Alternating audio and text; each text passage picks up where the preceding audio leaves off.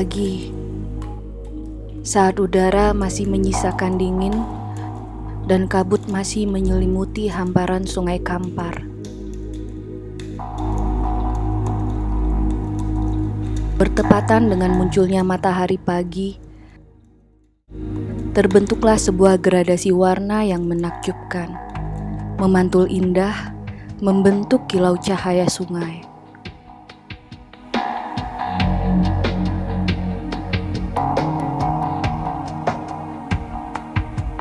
Dari kejauhan, tampak Candi Muara Takus, sang manggala penanda zaman, terlihat mistis. Waktu seperti berhenti.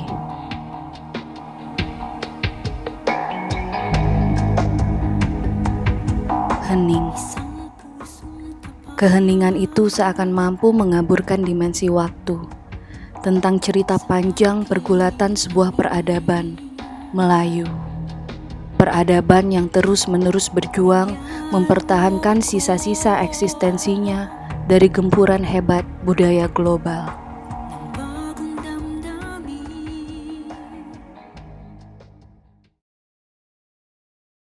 Akulah Jalu yang menyusur batang, merindukan akar, membaca tanda, merunut tapak keagungan masa silam. Masa di mana alam terkembang menjadi guru.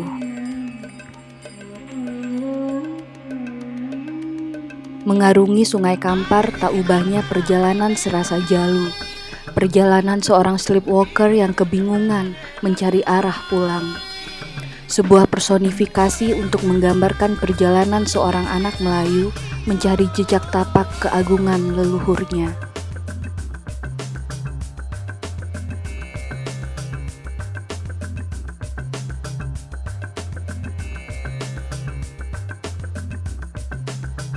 Menyusuri relung-relung Sungai Kampar seperti dibawa menjelajahi jejak-jejak sebuah peradaban dari masa ribuan tahun silam. Keberadaan Candi Buddha Muara Takus menandakan bahwa agama Buddha pernah berkembang pesat di kawasan ini. Sungai Kampar merupakan salah satu dari 4 sungai besar yang ada di Riau. Hulu Sungai Kampar berada di sekitar Bukit Barisan dan bermuara di pesisir pantai timur Sumatera.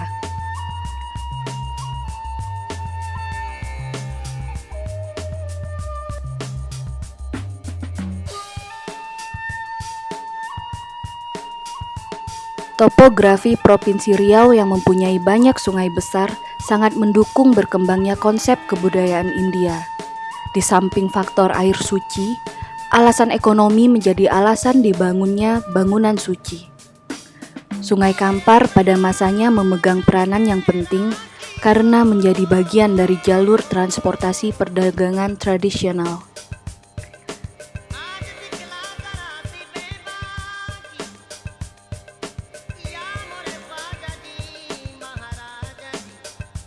Mencoba melogikakan untuk apa Candi Muara Takus dibangun? Pastilah tidak mungkin candi pemujaan dibangun tanpa didukung masyarakat pendukungnya. Dengan kata lain, aspek sosial menjadi alasan penting dalam proses pembangunan tempat pemujaan. Membangun candi besar merupakan pekerjaan besar, sehingga sangat diperlukan sebuah masyarakat pendukung yang mempunyai tatanan kemasyarakatan yang sudah mapan.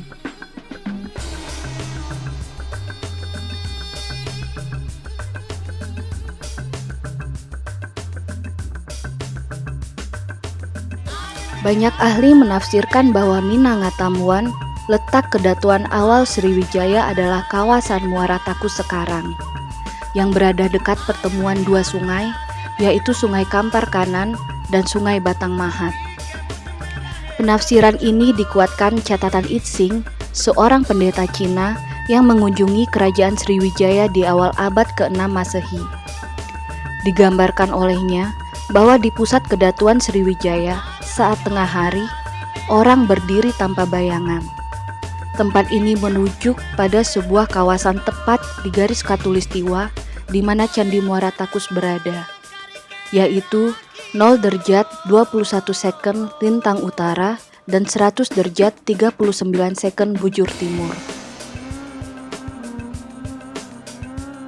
Dari cerita rakyat Indo-Dunio, mereka mampu mengaitkan proses masuknya kebudayaan India dan hubungan masyarakat tempatan dengan keberadaan Candi Muara Takus. Di sepanjang Sungai Kampar, dari hulu ke hilir, didiami oleh 7 suku, yaitu suku Poloto Melayu, Melayu Darat, Piliang, suku Petopang, suku Domo, suku Mandailing, dan Caniago. Siapakah ketujuh suku ini? Apakah mereka menjadi bagian dari masyarakat tempatan yang ada sebelum masuknya kebudayaan India, atau komunitas yang melakukan migrasi dari wilayah lain seiring dengan perkembangan di wilayah ini? Mereka tinggal dan hidup di sepanjang Sungai Kampar dengan membentuk semacam pemerintahan rakyat yang menggambarkan ikatan politis, genealogis, dan teritorial yang disebut kampung. Tata kehidupan diatur secara egaliter berdasar ketentuan adat. Ketentuan ini tidak hanya mengatur tentang tata pemerintahan adat, tetapi juga mengatur pengelolaan sumber-sumber resources, bahkan perdagangan dan pertahanan keamanan.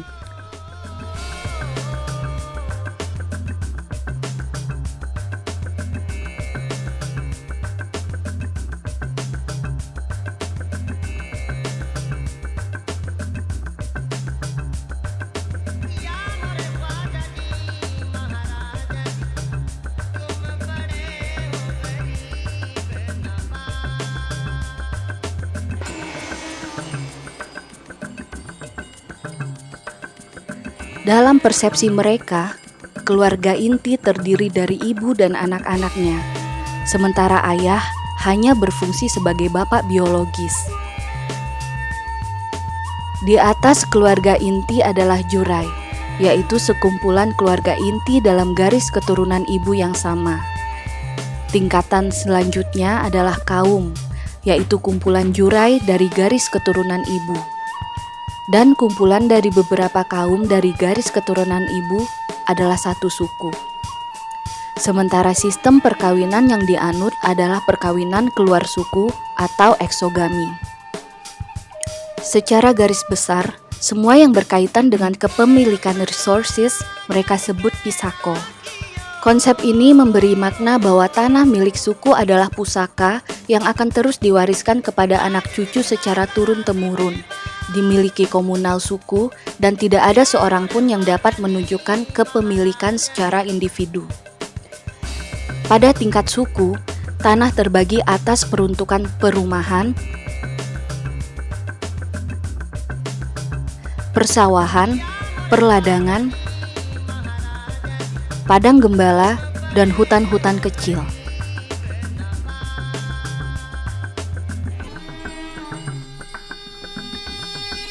Sungai, tanah kosong, pantai, dan areal pertambangan biasanya tidak dikuasai oleh suku, tetapi diserahkan kepada kampung dalam pengelolaannya. Wilayah ini seringkali difungsikan sebagai cadangan pangan atau sumber penghasilan untuk membangun kampung. Kampung tidak memiliki pisako, karena kampung secara teritorial adalah sekumpulan pisako-pisako dari suku-suku yang ada. Dalam pengelolaan tanah pisako, mereka menentukan seorang laki-laki tertua dalam suatu suku yang disebut sako atau mamak sako untuk mengatur secara adil sumber-sumber kehidupan kepada anak kemenakannya. Dan anak kemenakan beserta menantu atau sumondo sebagai pihak yang menerima dan mengelola sumber-sumber kehidupan itu mereka sebut dengan limbago. Kampung tidak ubahnya sebuah republik-republik kecil yang berdampingan dengan republik kecil yang lain yang hidup dalam satu kesatuan simbolis, yaitu alam Melayu. Melayu dalam arti luas berarti aliran air. Melayu adalah derasnya aliran sungai.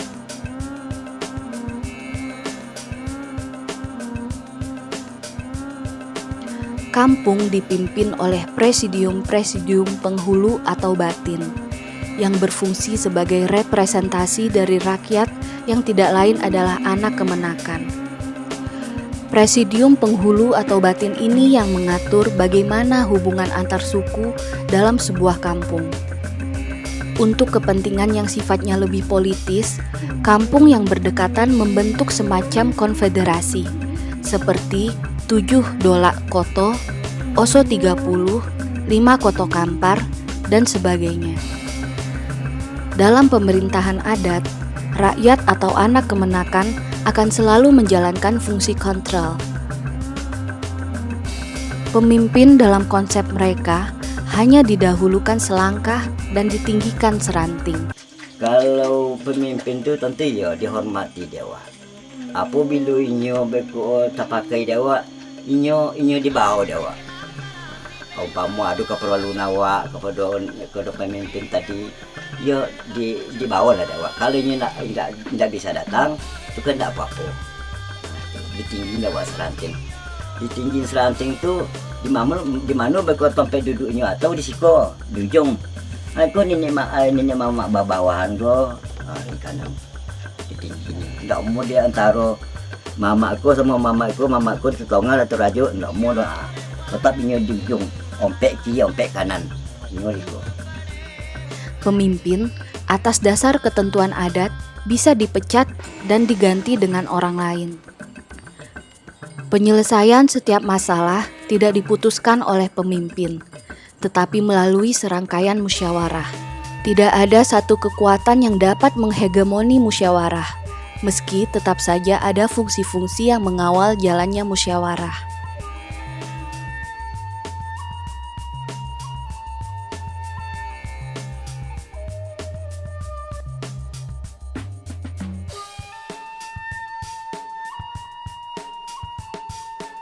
Hukum dan semua ketentuan dasar yang menjadi acuan bagi penyelesaian masalah diterima secara turun-temurun dari leluhur mereka. Seperti pepatah yang mereka miliki, kemenakan berajo ke mama, mama berajo ke penghulu, penghulu berajo ke mufakat, mufakat berajo ke kebenaran, dan kebenaran tegak dengan sendirinya. Bagaimana struktur yang sangat egaliter semacam ini bisa terbentuk? Apakah sungai mempunyai peran dalam proses terbentuknya struktur indah ini? Sungai, bagi orang Melayu, tidak saja menjadi tempat mobilitas mereka, tetapi juga spirit untuk selalu membuka cakrawala berpikir dan menjalankan kelangsungan kehidupan. Seperti dalam ungkapan mereka, sekali air godang, sekali tepian berubah. Ungkapan ini tidak lantas menggambarkan betapa pragmatisnya mereka, tetapi lebih pada tumbuhnya kesadaran kritis untuk selalu menyesuaikan dengan dinamika alamiah.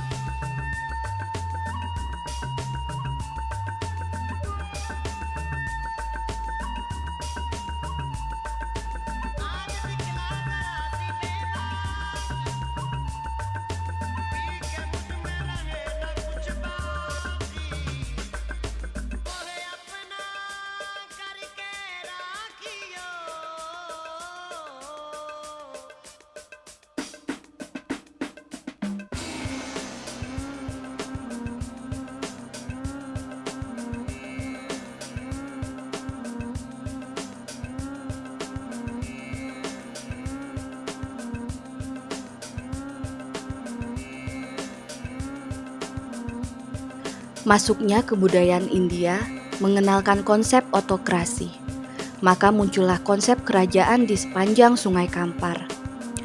Konsep kerajaan yang terbentuk tidak jauh berbeda dengan konsep konfederasi.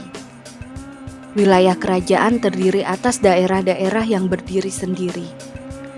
Wilayah-wilayah ini diberi kebebasan untuk membuat hukum dan menjalankannya. Rakyat dalam sebuah kerajaan bukanlah perseorangan, tetapi kolektif atau kumpulan, yaitu kampung. Kekuasaan atas raja lebih bersifat simbolik, bukan kekuasaan yang disokong oleh kekuatan bala tentara. Kerajaan dan kampung membagi kekuasaan dalam pengelolaan resources. Kerajaan menguasai tanah ulayat, sedangkan kampung menguasai dan mengelola tanah adat. Kalau dinamakan rantau adalah hutan wilayah kawasan raja. Jadi itu kawasan raja dikuasai oleh Datuk Besar. Jadi di bawah Datuk Besar pula ada kaki tangan Datuk Besar itu 4 di hulu, 5 dengan Datuk Besar, 7 koto di ula, 8 dengan Datuk Besar. Jadi seluruh komponen itu tergantunglah fungsi utamanya adalah Datuk Besar. Letak strategis dan kelimpahan sumber daya alam membuat wilayah ini seperti membawa takdir, menjadi arena memperebutkan dominasi berbagai budaya unggul dunia.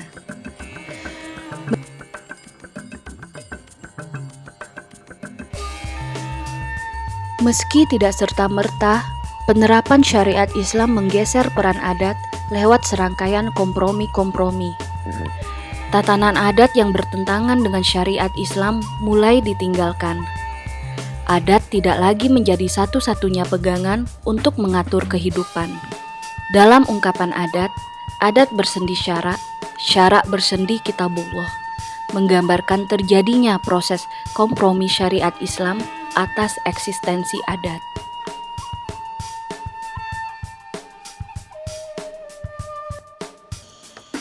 Ya, sebabnya kalau nenek mama aku kalau anak kemenakan berhajat, ya, kalau anak kemenakan berhajat nak boleh kenduri kawin lah namo ya, ikut perlu nenek mama diperlukan. Tapi kalau nikah di apa di mas hajinya di kantornya itu berdua nak makai nenek mama dah. Cuman di bau tahu ya nih mama tadi bakso ko nak kemenakan kuping kawin kan itu. Sebab orang tua itu tak berlaku kata-kata daya nada, tenaga nada. Matanya sudah kabur, rambutnya sudah putih, suaranya hampir tidak ada, telinganya tidak mendengar lagi. Kenapa lagi? Dengan orang tua. Nenek mama sebagai pemegang kuasa atas wilayah adat berhadapan dengan kekuasaan negara lewat pemimpin administrasi desa. Pranata sosial digantikan oleh undang-undang negara. Kontrol dari anak keponakan atas pengelolaan wilayah adat menjadi melemah.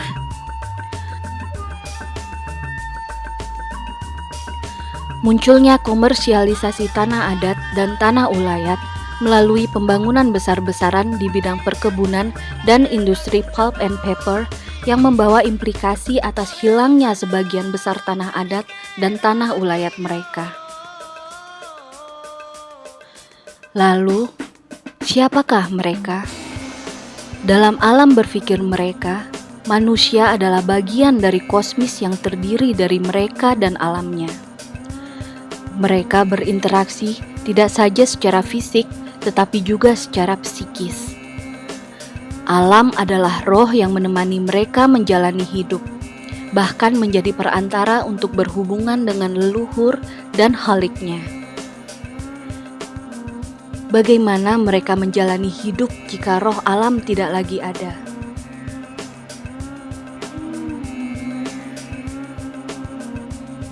Tidak ada satupun bintang di langit yang menjadi penuntun mereka. Tidak ada lagi cakrawala yang mampu menunjukkan arah.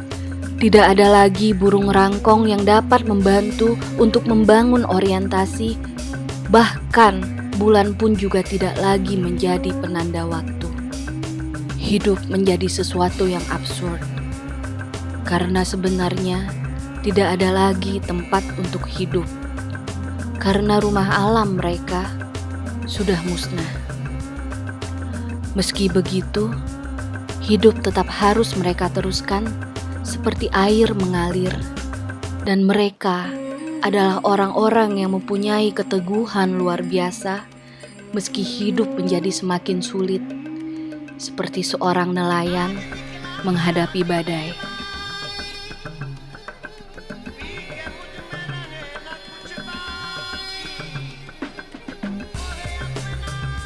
Sungguh membanggakan menjadi bagian dari mereka. Mereka seperti kilau permata saat globalisme seringkali mengilhami manusia menjadi kejam, tidak manusiawi, mementingkan diri sendiri, bahkan tidak lagi mengenal belas kasihan.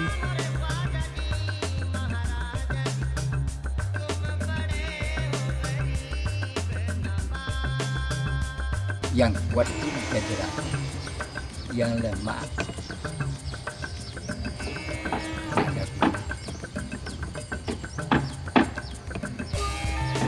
kasihan sekali kita.